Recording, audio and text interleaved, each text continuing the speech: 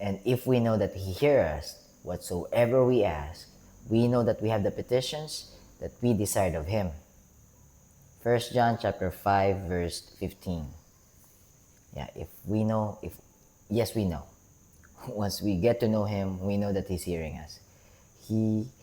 God can hear the believers, the prayers, the cries, the feelings, everything that the believer has. God knows that God can hear all the cries, all the desires, all the wants, all the needs, all the whatever we ask. He can hear us. But then again, he will only grant us the things that he thinks or that he saw that could lead us to the best plan that he have for us. So if it's going to derail us, definitely he will not allow us to receive that or to have those wants and desires. But again, if we know that he hears us, whatever we ask, we know that we have that petition. We already received that. But the question is, on what form? So it's either a lesson or a blessing. A lesson or a blessing. So, but if you are fully surrendered, regardless if it's a lesson, you will rejoice. If it's a blessing, you will rejoice. So regardless of whatever the result of what you're asking for, whatever you receive from God, if you are fully surrendered and fully trusting in God, you know what you receive is the best for you. It's either a redirection, not your timing, or your timing. Again, it's either a no, meaning a redirection, or not yet, not your timing, or now, it's his timing. All right? So let me just do my 232, Bible study number 232. Let me just double check if I'm getting it right. Yep, I'm getting it right. Bible study number 232. Still reading the book of Exodus chapter 1, verse 18 to 21, if I'm not mistaken. Yep, verse 18 to 21. 5 different versions. ESV, NIV, NLT, ASD ang salita ng Diyos, and then KJV, summary, 2 questions, takeaways. Yeah, here we go. So ESV first, Exodus chapter 1 verse 18. So the king of Egypt called the midwives and said to them, "Why have you done this? And let the male children live." 19. The midwives said to Pharaoh, "Because the Hebrew women are not like the Egyptian women, for they are vigorous and give birth before the midwife comes to them." All right. 20. So God dealt well with the midwives, and the people multiplied and grew very strong. 21. And because the midwives feared God, he gave them families. So God rewarded the midwives, not because of their good works, but because it's part of his glory and he's merciful and part of the plan. And NIV verse 18, Exodus chapter 1 verse 18. Then the king of Egypt, meaning Pharaoh, summoned the midwives and asked them, "Why have you done this? Why have you let the boys live?" 19. The midwives answered Pharaoh, "Hebrew women are not like Egyptian women. They are vigorous and give birth before the midwives arrive." So meaning, we don't have a say on it. Every time most of the time, if not all of the time, when we arrive the house, they already gave birth. So, hands off. Not hands off. It's not in their control anymore. Anyways, let me just continue reading. Vigorous and give birth before the midwives arrive. 20. So God was kind to the midwives, and the people increased and became even more numerous. 21. And because the midwives feared God, he gave them families of their own. All right. NLT, Exodus chapter 1 verse 18. So the king of Egypt called for the midwives. "Why have you done this?" he demanded. Why have you allowed the boys to live? 19. The Hebrew women are not like the Egyptian women. The midwives replied, they are more vigorous and have their babies so quickly that we cannot get there in time. But he didn't mention if it's all the time or most of the time. So we can just probably assume. And anyways, 20. So God was good to the midwives, and the Israelites continued to multiply, growing more and more powerful. 21. And because the midwives feared God, He gave them families of their own. Alright. Ang salita ng Diyos, ASD, Genesis, or Exodus. Wow, I got used to Genesis already. Exodus chapter 1 verse 18. Kaya ipinatawag ng hari ng Ehipto, so si Pharaoh yung tinutukoy, kaya ipinatawag ng hari ng Ehipto ang mga kumadrona, midwives, at tinanong, bakit ninyo ito ginawa? Bakit hinayaan nyo mabuhay ang mga sanggol na lalaki? Although, inutusan ko na kayo, this is my commandment, that if it's a boy, just unalive them. If it's a girl, then allow them to live. But why have you done this? So, 2019. Sumagot sila, ang mga babaeng Hebreo ay hindi tulad ng mga babaeng Ehipisyo. Mali ako doon basa. Ehipsyo. Madali silang manganak at bago pa kami dumating, nakapanganak na sila. 20. Kaya pinagpala ng Diyos ang mga kumadrona at dumami pa ng dumami ang mga Israelita. Something hit me while reading it in Tagalog. You just realize it.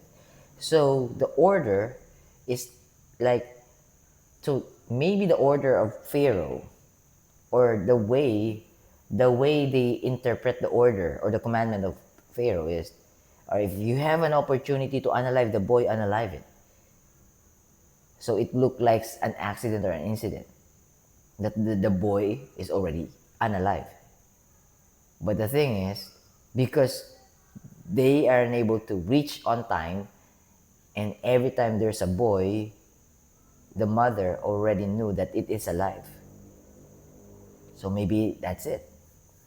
And that's the only conclusion that I can come up right now. Based on what we've read right now, dito sa Tagalog. Yan to. Tingnan nyo to.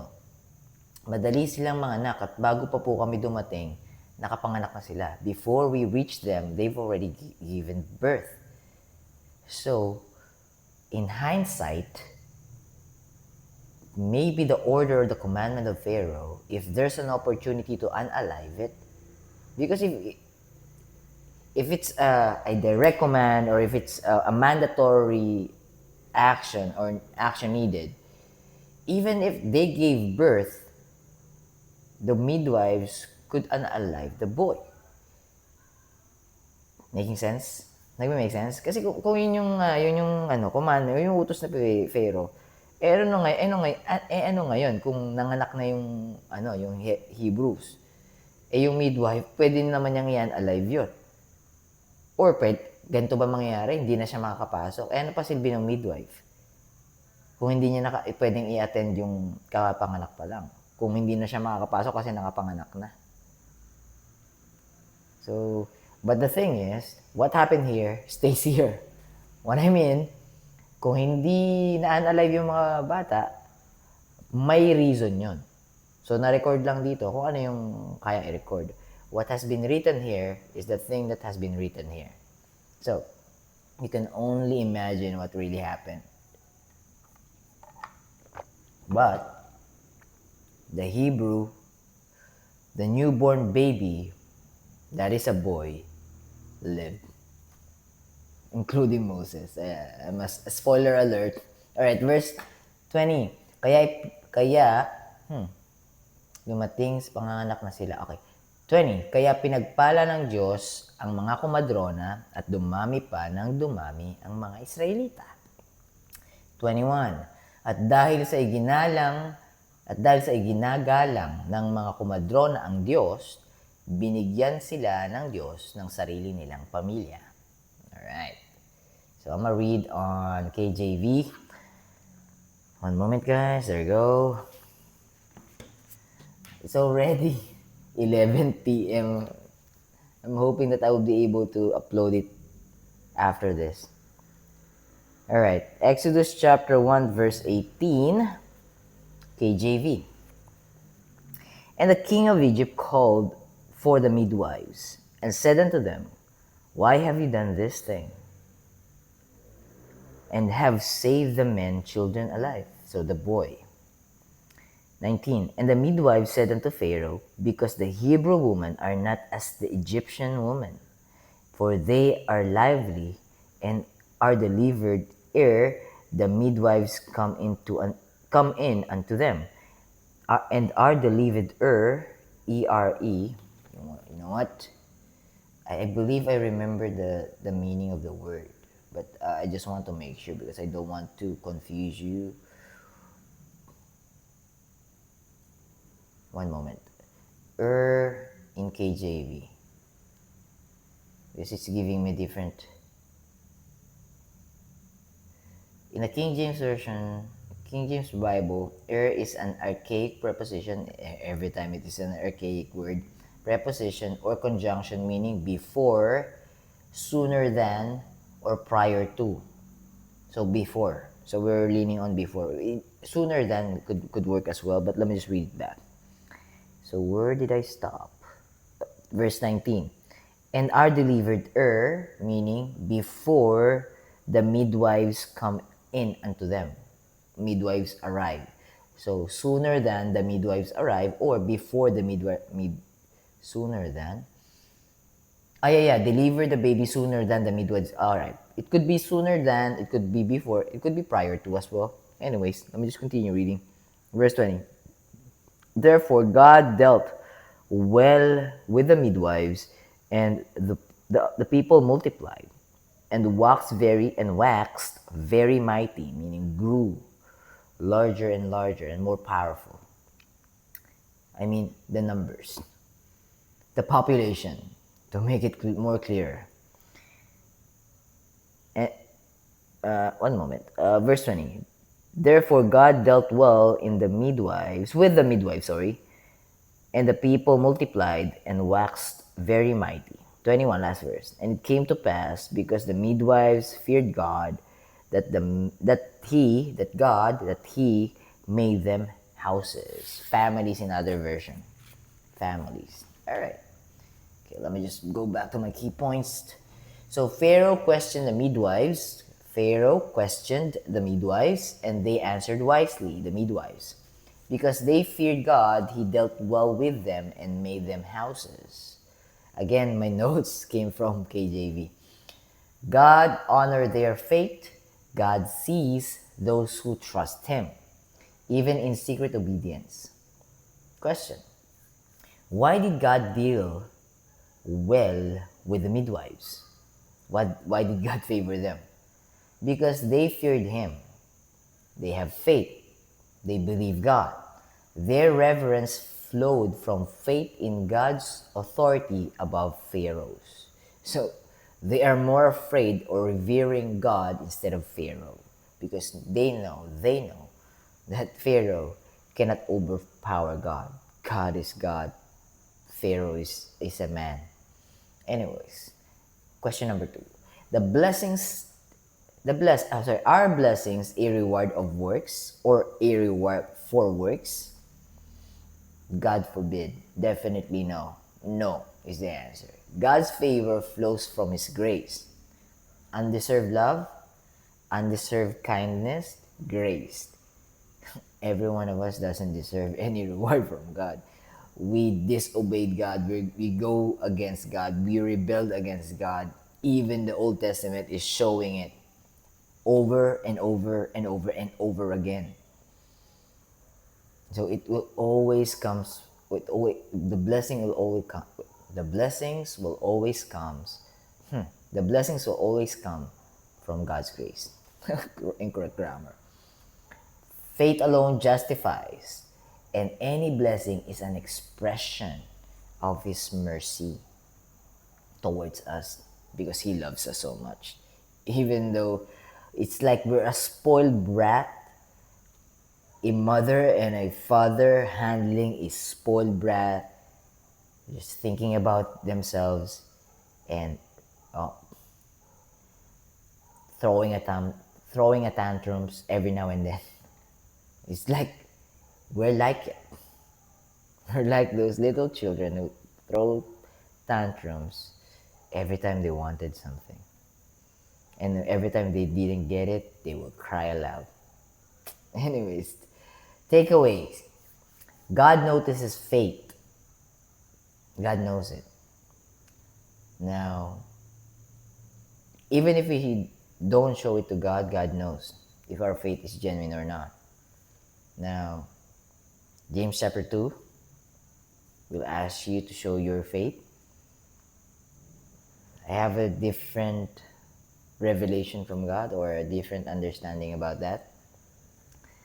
Yes, it is for other believers to see and to prove, all right, that person has faith, his faith is genuine. That person has faith, his faith is genuine.